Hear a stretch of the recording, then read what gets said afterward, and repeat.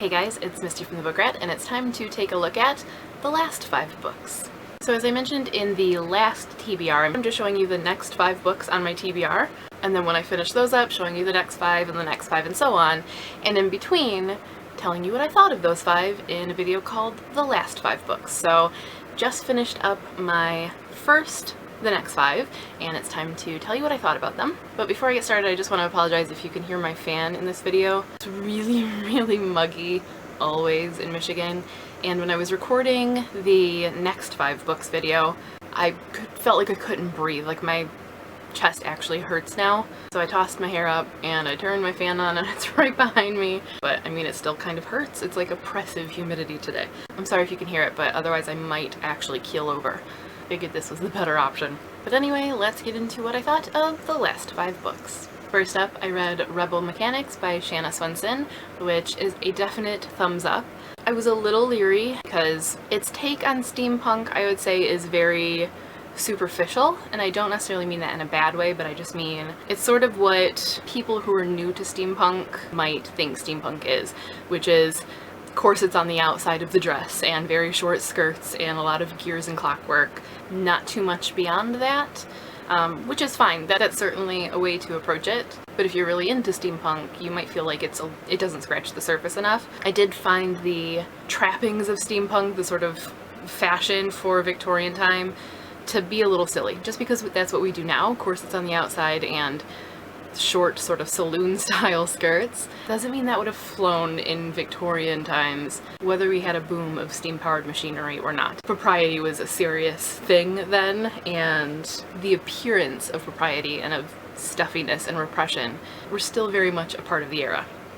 You can make the claim, I guess, that times changed because the timeline changed, but when the bulk of people are still concerned about propriety and long skirts and tight corsets and all that, people that are scantily clad would probably still have been arrested, so that part didn't really work for me, but everything else did. I found it really fun. I found the world building interesting, and the idea of a magical populace and a sort of steam-powered industrial revolution happening at the same time and kind of butting heads. Really fascinating, and beyond that it was just readable. It was engaging and enjoyable, and I flew through it, and will definitely be reading the next book, so maybe nothing to write home about, but still super fun nonetheless. And also set in Victorian times, I read Silver in the Blood by Jessica Day George, which again, thumbs up. I've been seeing really mixed reviews of this, and I can understand why, but I am a Jessica Day George fan, so I was pretty sure that I was gonna like it, and I did. However, when I first started reading it, I did have that moment of doubt. It's sort of a half epistolary novel, so there are regular chapters where things are just happening, but then sort of in between them are letters and diary entries and telegrams, things like that, which is a style that can be hard to pull off, and it can be kind of forced and a little jarring, and not everybody really likes it.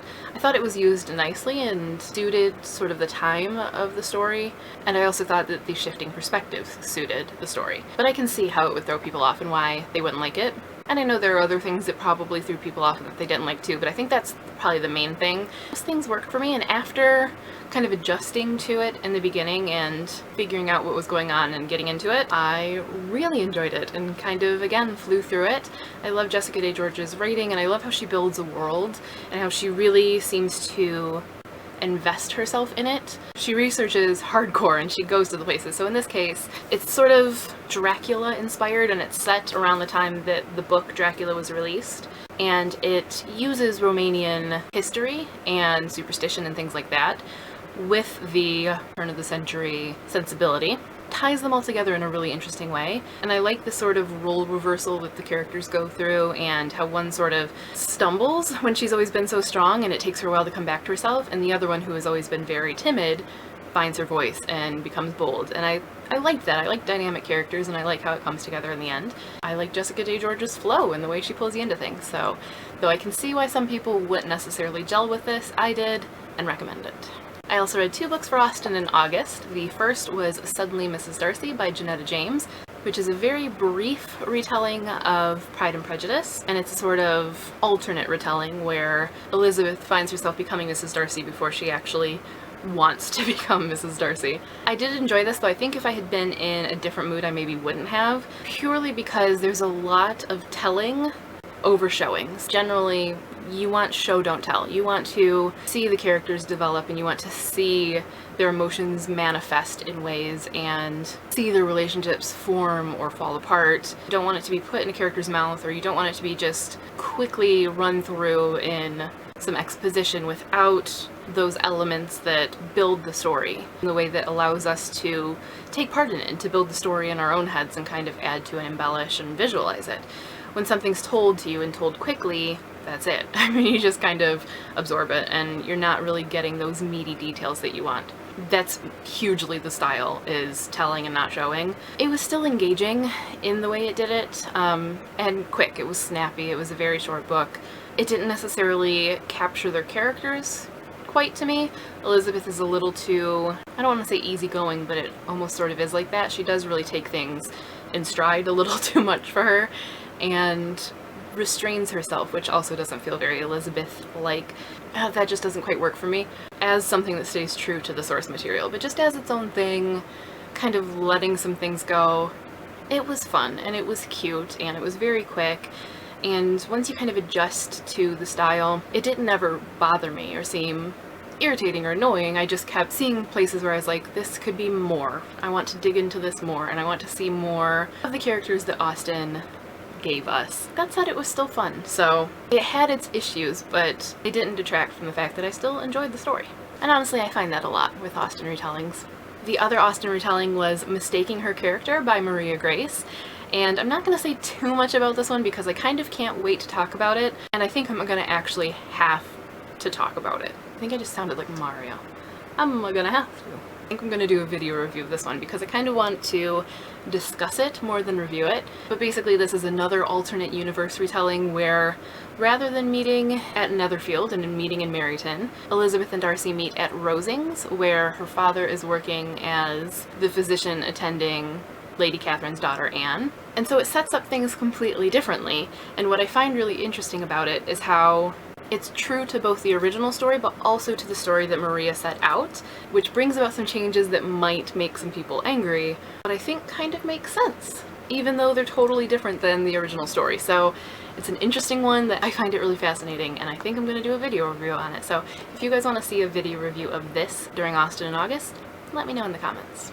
Now, my last book of the previous next 5 books was supposed to be The Curious World of Calpurnia Tate by Jacqueline Kelly, which I did start reading, and am far enough along in that I feel I can probably tell you, yes, it's worth it, and if you liked the first book, or you like middle grade books set around the sort of intellectual boom that came with advanced science and Darwin's findings and the increase in naturalist studies and things like that, I think you'll definitely like this. Or if you just like those sort of charming historical middle grade books like Little House on the Prairie or Anne of Green Gables, things like that, you'll probably like Calpurnia Tate. It's very sweet, it's very charming, it's refreshingly no holds barred. I mean, it's not sugar coated, and I appreciate that. So in that, it's very much like the first book, which I really loved. But I didn't finish this one because it kind of got overtaken by this one. So I ended up reading Rebel Belle by Rachel Hawkins, which was the alternate book that I had thrown into that first stack because I felt like I was probably going to want to read it, and I did. And this one gets a thumbs up. It's very silly. I like Rachel Hawkins' style. She's very playful and tongue-in-cheek and sarcastic. If you like her writing, I think you'll like this. It is funny and quirky, and it's that whole like Southern charm meets now suddenly I'm a ninja thing that has a great playfulness about it. It's got a cute romance burning, and it's got a spunky main character who is also a pearl-clutching, bless-your-heart type. It's a lot of fun, and it was a very quick read, and if you like Rachel Hawkins or you're in the middle of a reading funk, I think that she is a great way to go. And even though I didn't put it in my next 5 books stack, I do have Miss Mayhem, and it might have to be an alternate again. So that is what I thought of the last 5-ish books, 5.5 I guess. Let me know your thoughts in the comments, and if you agree or disagree or have been wanting to read any of these, and make sure to check out what I'm going to be reading in my next 5 books in the next 5 books video. I've also got some more reviews coming up because I realized that I never did a June rewind, so keep an eye out for that. But until next time, thank you guys for watching, and happy reading!